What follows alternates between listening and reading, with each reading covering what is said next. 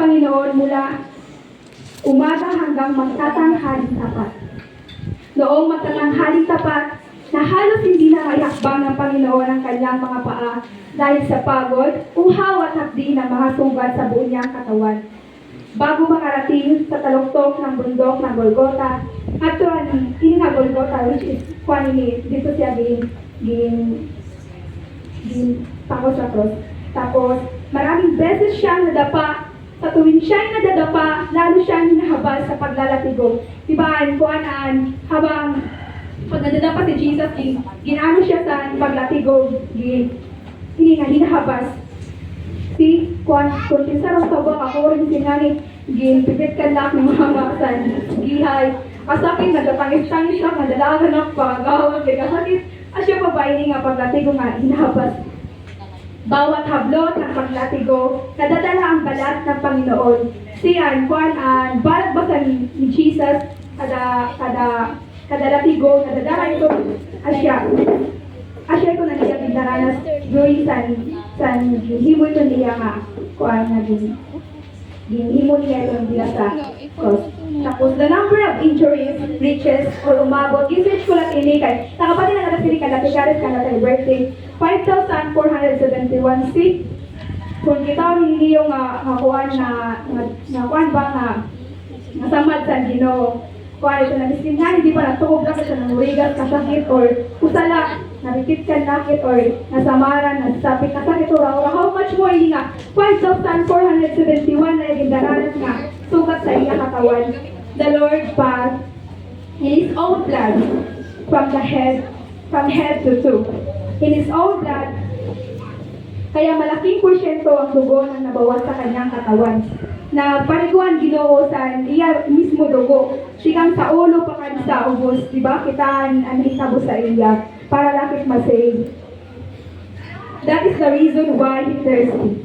Sapagkat ang tao kung nababawasan ng tugo at tubig, pagkauhaw ang nararamdaman. Eh di ba, siya nga nito yan, 50% of people siya nga, 50% reward na Ginoo siya. Tapos, I have a question there. For whom did He enjoy that? Or para kanino ang sinis niya ngayon? Para labas sa iya or hindi mo na ito niya na? Para sa aton. Na siya niyan panduwa. Ang pangalawang kinauhawan ng Panginoon. He was thirsty for people. Nauhaw siya sa mga tao. Sa mga taong hindi pa kumikilala sa Kanya, hindi pa naniniwala sa Kanya, hindi tumatanggap sa Kanya, at hindi sumasambalataya sa Kanya. Kaya church ko, ikaw man nangalian na usa or duwa lang kang nag-alagan sa Ginoo sa iyong family, ayaw good pag-undang pag-ampo sa Ginoo. Kaya kayo nila pag-ulpo sa Ginoo. Amen? Kaya miskin ako sa nuna pala, dirak nagdudumot ka na mama kada papa nga. Dirak inyak man kay, di ba yung pangani, pag magsunod ka sa Ginoo, damo ko talaga kakorian. Dami na, mas labi pa nga nang hindi mo ni Jesus sa cross. Asya, warikit, pag-isgan man sa itong kakanak or sa itong mga relatives nga, sinimbak, ayaw kang pagdumot sa ira kay naman.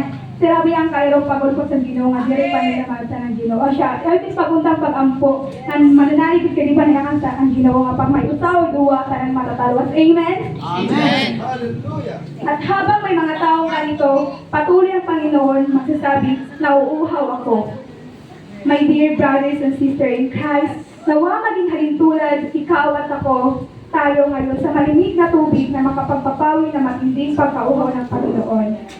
Lumapit tayo sa Kanya na may kababang loob, yakapin natin siya ng buong puso taglay ng pag-ibig. Sa ganitong paraan, mapapawi ang pagkauhaw ng Panginoon. Na ayaw na pagpinsara nga, hindi lang mapuforgive ni Jesus kay kasi na kung hinimo lang amatay ako sa katao ngayon. Grabe akong hinimo tao sa katao. Ayaw ito pagpinsara kay. Niya ang pangalan di ba sa kanta, I'm forgiven because you were forsaken. I'm accepted, you were condemned. I'm alive in yours, your spirit is within me. Because you died and rose again. Di ba, amazing love sa Ginoo, dere ko nababago sa aton. Amen? Amen! Hallelujah! Only Jesus can quench your spiritual thirst. Ano word na quench? Pawi ang meaning sa Tagalog. Translate sa Tagalog, pawi. And how do you quench your spiritual thirst? The only thing to do is receive Jesus in your life. Kung first timer ka man yan nga, adi, kuan ito na, ayaw na good pag, ayaw na paglangan na magkuan ka pa, magpaliligoy pa nga, pero lang anay Lord kay, mahimon pa, din sa kalibutan Lord, ayaw lang anay. Receive good si Jesus sa iyong life kay, waray kit kay kung waray siya. Nga, we are nothing kay kung waray siya, kay kung waray siya pakamatay sa cross, diba? Kay we are saved because ginbuhat na niya dito sa cross ng Calvario. Because of Jesus, you are loved. Because of Jesus, you are forgiven. Because of Jesus, you are worthy. Because of Jesus, you are called. Because of Jesus, you are chosen. Imagine, church, sa kadamutang billions of people in the world, usa kaya na nga adi nalingkod, usa kaya na nga nabakdaw, adi kaya na dila sa imo ginilingkuran. Asya niya ka ni Jesus nga, papinili ka talaga niya, piliyon ka God. Kaya many are called, but you are chosen. Nga di ako magtatapos sa conclusion. John 3:16. For God so loved the world that He gave His only begotten Son, that whoever believes in Him should not perish but have eternal life. At mga kapatid, ko sa Panginoon, si Kristo ay namatay upang tayo ay mabuhay. Amen. Do you think you are there right now if we don't have Jesus in our life? Because of Him, we're all saved. Amen. Amen. Hindi ko lang kayo magtapos, karay ko lang ang ay test.